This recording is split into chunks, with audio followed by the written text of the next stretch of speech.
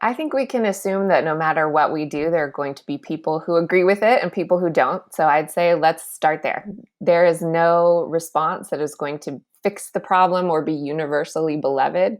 I was always amazed when leaders thought if we put the perfect sentences together that it would make the issue go away. Um, if that exists, I haven't found it yet. So I think we should practice good communication and good preparation, but we should also be prepared for the fact that sometimes a storm comes and we have to ride it out. Good morning, HR. I'm Mike Coffey, and this is the podcast where I talk to business leaders about bringing people together to create value for shareholders, customers, and the community. Please follow, rate, and review Good Morning HR on Apple Podcasts, Stitcher, Spotify, or wherever you get your podcasts. You can also find us on Facebook, Instagram, YouTube, or at goodmorninghr.com. The last couple of years have been full of monkeys fleeing poo at businesses' reputations. Companies' response to COVID last spring. Do we go remote or do we stay in the office? How do we coordinate our decision with customers, employees, and whoever the other stakeholders are? Do we make commitments about when or how we'll return to the office? Then, George Floyd was murdered on May 25th. Many companies rightly condemned his killing publicly, but then were criticized from all sides for saying too much or not saying enough. Now, many employers are struggling with returning employees to the workplace and whether they should mandate vaccines. Once again, many employers are taking it in the pants from all sides. In a world where even a few motivated employees or disgruntled shareholders can create a furor on Twitter and social capital is measured with the same gravity as a profit and loss statement, quality internal and external communications are more critical than ever.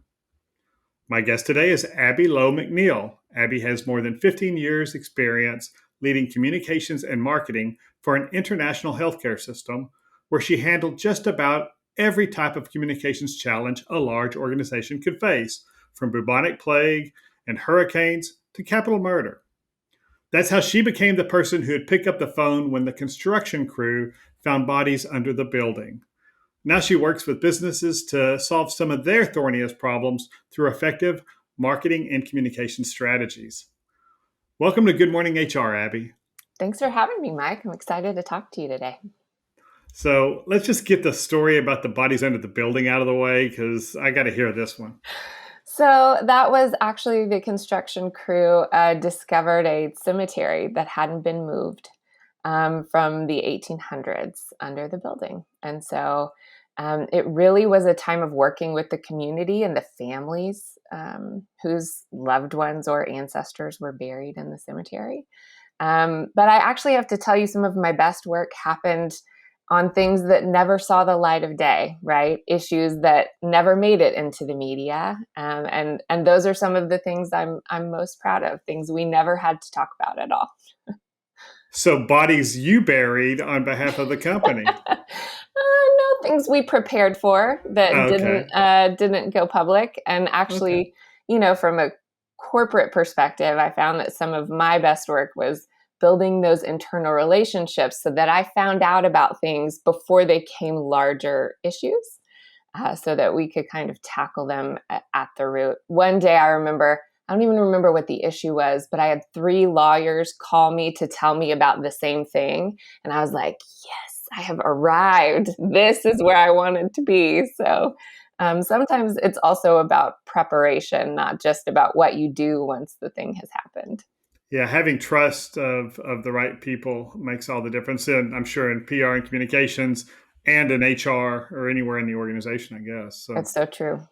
So you've been in corporate communications for a while, not as long as I've been in HR because you're younger than me, but what's changed over, say, the last, yes, world. Abby is clearly younger than me. Her skin is still in the right place.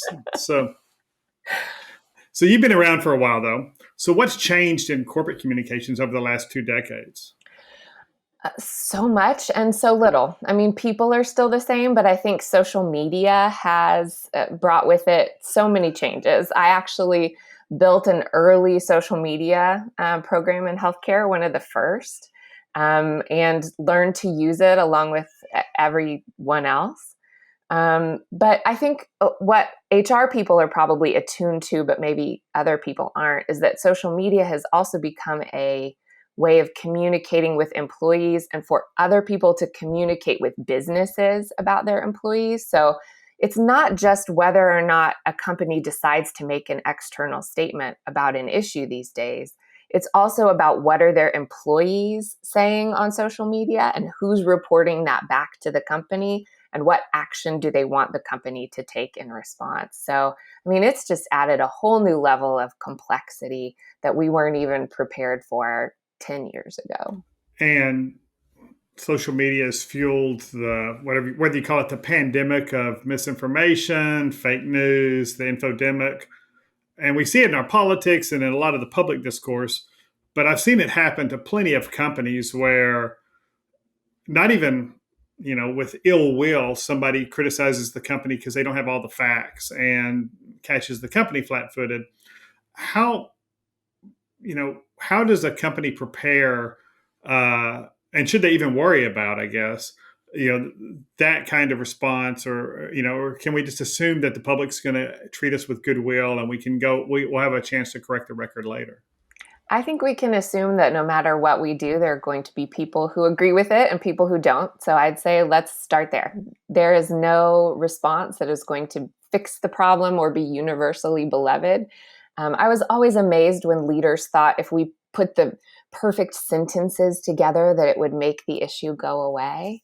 Um, if that exists, I haven't found it yet. So I think we should practice good communication and good preparation, but we should also be prepared for the fact that sometimes a storm comes and we have to ride it out. So I think that's the first thing. Second, I think companies do need to be prepared and expect that they will get caught up in something in traditional media, in social media, somewhere, somehow. A customer is going to be upset and it's going to balloon into something bigger. But I also think companies need to respond carefully. We often looked at, okay, someone is angry at us on Facebook. How many connections do they have? How many followers they have? It doesn't make them less important, but it means that we might not want to put an answer out there in such a large and public way when it's really just a couple people we're talking to. Our goal was always to take that conversation offline, right? To say, gosh, we're so sorry you're upset, or it seems like perhaps you don't have all the information. Let's continue this conversation in private message, or please send us your email address or your phone number. We'll have someone follow up with you. It was always our goal to take that kind of back and forth offline because nobody wins in a tit for tat, right? So I think that was the other thing was how do we connect with our customers and take them into a kind of a one-on-one, or our employees, our other stakeholders, so that we don't have to fight those fights online. And I think a lot of the companies, it seems like, that found themselves in hot water, and some of them said some knuckleheaded things, or at least their executives did, or they smoked pot on Joe Rogan's podcast or whatever. And I'm still waiting for somebody to smoke pot on Good Morning HR, but we'll get there. Nobody told me that was part of the invitation. I feel like I missed out. Yeah, the brownies are in the mail. But a lot of these companies that found themselves in hot water were trying to do the right thing, right? And they were kind of surprised by the blowback they got, whether it was internal or external. What can you do as a business leader to anticipate what that blowback might, that unanticipated blowback might be? Well, my first recommendation would be get a PR, communications, marketing person who kind of annoys you, because they're going to ask you all those questions, right? Before you even respond, they are going to know what all those questions are going to be, and they are going to be able to help you anticipate them. Second, remember employees first. Always, always, always. If you have a thorny communication, a difficult communication, an exciting communication, no matter what it is, you want to start that conversation internally first. And then you also want to remember that there is no such thing as just internal communication anymore either. So whatever you say internally, especially if it's in writing, you better be ready for it to go up on a billboard. And then I think leaders of organizations need to decide how present and visible they want to be on social media. Because I used to say to our executives when we were preparing for difficult media conversations, you lose the ability to have your own opinion right now. You're a spokesperson for the company. In this case, you don't get to have an opinion. Your opinion is the company's opinion. And some companies' leaders do a better job of navigating that. But it's really, really difficult. And so I think if leaders chose to stay off social media, that might be a good fair choice at this point. Do they? But the organization itself needs to be out there. Is that the case? Would you say everybody needs to be on Twitter? No, absolutely Okay. not. It's a wasteland, right? So. I think you need to know who you're talking to and why you're on social media. And you need to target your outlets, your accounts, your postings, your content to what you're trying to achieve and go from there. So the safe thing is LinkedIn and those kind of things, I guess. But are Facebook and Facebook's probably great for sales, if you're trying to do marketing. But it seems like some of the smartest companies have just refused to engage with, especially with debate issues, those hot issues on social media. Is that generally good advice, or is it really on a case by case basis according to the circumstance and the company? Yeah, I'd say it's case by case on circumstance and company. I think you need to understand who your customers are. I think you need to understand what you as a company value and how you're going to live those things out. I think you need to understand how your employees are going to react. Again, there's no one like monolithic group. All our customers are going to respond this way. All of our employees are going to respond this way. So you need to understand that whatever you decide, whether you say something or you don't, there are going to be some people who disagree. And you have to be ready for that. But if there comes a situation that you feel like you can't be silent on anymore, and I think you said it in the intro, George Floyd was a good example. A lot of companies felt like they needed to say something, but then I think they also have to be prepared to say what they're going to do in response. And it needs to be more than just thoughts and prayers, right? Like we need to have a diversity and inclusion plan. We need to understand what it is we're going to do. So if you feel compelled to respond to a situation or something happening in the nation or the world, it needs to be important enough to you that you're ready to put some money where your mouth is. Otherwise, I'm not sure that it actually benefits your organization, your employees, or your customers to make a statement in that case. And when the George Floyd stuff happened, a lot of those corporate communications seemed like they were written by committee. They didn't really have a voice that was, that seemed genuine or honest, and every word was so picked over so carefully and sanitized that they didn't seem to say much. How much you've got your PR person in the room if you're smart. I think we've established that. How much should we let input from, or just editing input at least from execs and all these different stakeholders affect what that final product is? I think every company is going to be different. I think collaboration is good, but I would agree statements by committee don't usually get us very far or make a lot of difference. But people want to weigh in on things that are important to the company. So is there a way to let them weigh in without letting them move the commas in your statement around? And also, is there a way to make sure before you get to a point like this that your PR people have a good relationship with your legal counsel so that they can work together? Because I think that was always really important to me as a communicator. understanding where the boundaries were from a legal perspective, what I wanted to achieve from a communications perspective, and then negotiating till we found something in the middle. And I was probably willing to push our legal counsel and that boundary a lot more than some people might have been. But I think you have to have good faith on both sides so that you get to something in the middle that's reasonable and actually says something and makes a difference, because both of those perspectives are really important and need to be heard. So the balance between not getting sued and not creating Exhibit A and publishing that out to the media, but at the same time saying something that's meaningful. Because if you can't reach that balance, it's probably just a situation where you should keep your mouth shut. Is that kind of the approach?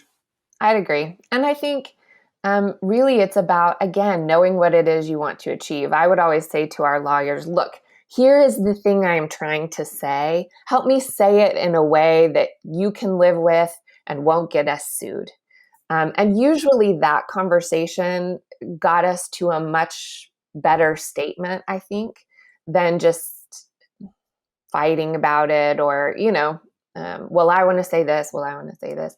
That collaboration is really key. And let's take a quick break. Good Morning HR is brought to you by Imperative, premium background checks with fast and friendly service. If you're an HRCI or SHRM certified professional, this episode of Good Morning HR has been pre-approved for 1/2 hour of recertification credit. To obtain the recertification information, visit goodmorninghr.com and click on Research Credits.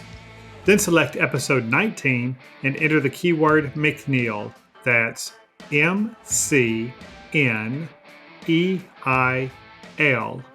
On December 2nd, I'll be hosting a webinar entitled 7 Steps to Making Bulletproof Hiring Decisions. This free webinar is approved for 1 professional development credit for SHRM certified professionals and 1 hour of general recertification credit for HRCI certified professionals.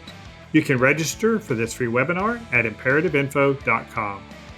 And if you're listening to this podcast after December 2nd, you can still watch the recorded webinar on our website for credit for free. And now back to my conversation with Abby Lowe McNeil. So that's all, kind of crisis communications or those kind of things, where we've got a particular instance that we may or may not need to respond to. Let's switch just to straight internal employee communications, because that's probably where the real goodwill and trust is built and how well the company communicates with employees. How would you organize and plan internal communications to employees in a way that builds trust and respect inside the organization? I think, first of all, you start by building a really strong partnership with your HR professionals, because I think as leaders, we tend to think of internal communications as the Slack messages, the things that happen on Teams, the memos and emails that we push down through the organization. But I'd say that most of what internal communications is employees talking to each other and manager to employee. And I think that relationship with HR really impacts that manager to employee level. And that's really the heart of where things happen. And to me, that's the most important. Then I would organize around, who are going to be our spokespeople, who's going to talk to the organization. Are there going to be multiple people? What are they going to talk about?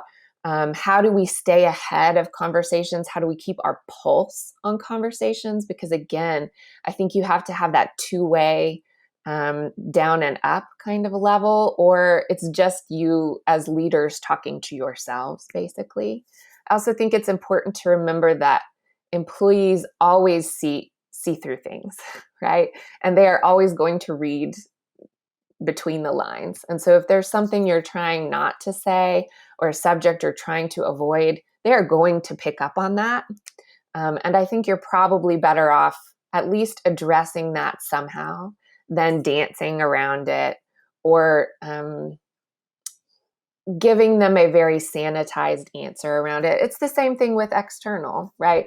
If you spend so much time crafting the perfect sentence that says nothing, you're probably better off saying to your employees, we're not going to comment on this right now, but your feedback to us is really important. So send us an email or whatever. Mm-hmm. Yeah, we've seen some companies that kind of had freewheeling, open internal communications suddenly decide, yeah, that's not the best way to get work done and for us to be productive. I mean, Basecamp is a great example, and they had a lot of their, they pretty much said, we're not going to talk social issues and politics on our Slack or whatever their media was, and they had a number of employees leave. Is there a way to avoid getting to that point where employees can talk, or is it just in our society we just need to tell people we don't talk about religion and politics and period, and these other thorny social issues that are outside of what we do for a business, and how we make money. We just don't talk about those. How would you guide an employer in at least considering what their options are?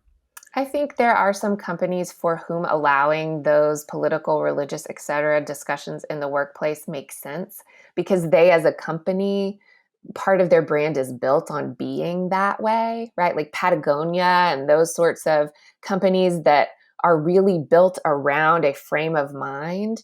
It makes sense, I think, for them to allow those kind of conversations because it's so much a part of who they are as a company. But I'd say for most companies, it probably doesn't make sense. And so you are going to have to practice that good communication hygiene of reminding people. I'd say you need to train your managers and your leaders to not talk about those things too, and to engage in conversation in a way that avoids those things skillfully.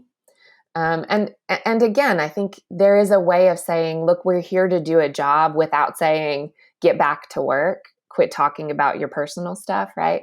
I think usually for most companies, that's refocusing on what we're here to do. Your company has a mission. It doesn't exist just to make money. There are thousands of ways to make money. Why does it make money this way? Why does it do things this way? That I think is what I'd remind people of, right? Like we're here to care for our customers and each other. We have different points of view. We have different political beliefs. We have different values. That's what makes us rich as an organization, is that we can come together and gather around our mission, which is whatever that is. That's the thing we're going to focus on together, not these other points of view. It's great that you have them. We encourage you to talk about them offline in your personal time. When we're here, these are the kinds of things we're going to focus on, and just keep coming back to that messaging. And be willing to say, if that's really an important thing to the culture for you, then you might be happier someplace else, even to a top performer, if that's what it boils down to. Absolutely. Yeah, those are hard decisions to make sometimes, but yeah, it's you can't say that and say we're not going to do it, and then then take and I think we've seen some of that too. Well, there's certain messages that we'll let employees share, but if they when we disagree with them on some other things, we're going to try to lock down. I think that's usually probably a mistake. I'm curious what you thought of how Starbucks responded to the African American men who were having coffee, waiting for somebody before they ordered their coffee, and then somebody at the store clearly overreacted and ended up calling the police. And Starbucks responded pretty good. What was your take as that happened? I'd be really interested to sit in your brain as something like that's unfolding and see how you respond. It's so funny to be in the crisis command center at that point, because I think what you gather as somebody who's done that a lot of times is that information is coming in so quickly from so many different sides that you don't actually know what the right story is. You don't know what actually happened yet, and yet you have to respond immediately.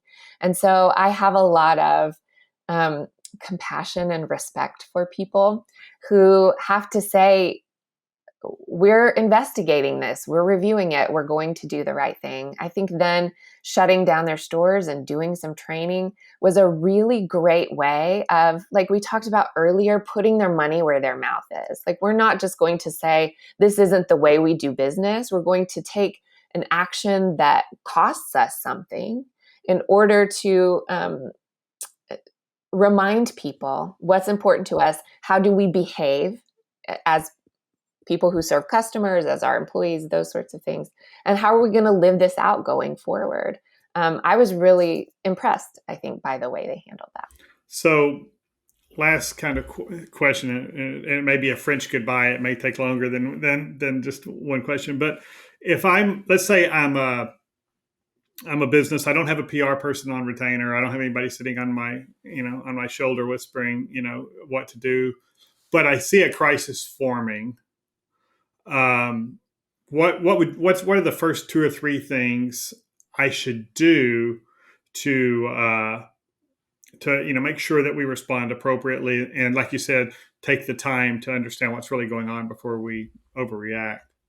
So my first recommendation would be find a good PR person Yeah. to come in and help you, because it's funny. I was talking to a professor the other day who teaches crisis management to some of the biggest brands in the world. And I asked him, when do they call you in? And he said, when it's too late, when the crisis has already happened, right? So call the PR person in before you know all the answers, right as it's brewing. Call them in as early as you can. There are lots of great ones out there. Or if you can't do that, find someone you trust who works in that area or, has some exposure to that area, right? There's got to be someone who can look at this situation from more of an objective place than you are. Because I think that's the other thing is when you're the business owner or the business leader or you're in-house, it's really hard to separate yourself from what people are going to say about your business and what you believe are the choices you made for really good reasons. And you are going to be very tempted to come out swinging. And generally, that's probably not the best way to handle it, in my experience. It can come off as victim blaming. It can come off as not taking responsibility, right? It's so hard to be the business leader and see those things objectively. So even if it's not a PR person, find someone whose counsel you trust, who can see these things from a more objective place than you can. And then gather your team, HR, legal, operations, finance, right? These people need to be in the know. They need to understand what it means to hold things in confidence. And you need to create a plan together. When we had to write a statement about something that happened, they were always basically the same, right? We described what happened. We talked about how it happened. We talked about what we were doing to make sure it never happened again. And then we were telling people why they could trust us. That's basically what you need to be focused on, I think, not just in your communications, but your operations as well. Interesting. So have your script, have your expertise in the room, have all the stakeholders there, and have your script that this is what we all should do. Now, and I'm assuming that you lay the law down as well, that the only person or the only people who speak on behalf of the organization are so the rest of anybody else, you don't respond to social media, you don't take reporters' calls, you don't try to do the right thing and reach out to this injured employee or whoever and, try to make them feel better about a situation. You just, tell them, trust our process. Absolutely. I think for lots of executives, though, they're glad to not be the one talking to the media, right? They're happy to not be answering the phone. We had a standard message we would use for employees and leaders to remind them, look, you don't want to be part of the story. So if the call from the reporter comes or if they catch you in the parking lot or whatever, tell them to call the PR person at this number. Tell them to follow this process. Refuse to engage, those sorts of things. I think people are really glad to not end up as part of the story themselves and would appreciate that out. And that's all the time we have today. Thanks for joining me today, Abby. Yeah, thanks. It was fun. And if you found this podcast episode just because you were Googling crisis management and you need to reach Abby, her contact information will be in our show notes. And thank you for listening. You can find previous episodes, show notes, and contact info for our guests at goodmorninghr.com or on Facebook, Instagram, or YouTube. And don't forget to follow us wherever you get your podcasts. Rob Upchurch is our technical producer, and Imperatives marketing coordinator. Katie Bautista keeps the trains running on time. And I'm Mike Coffey. As always, don't hesitate to reach out if I can be of service to you personally or professionally. I'll see you next week, and until then, be well, do good, and keep your chin up.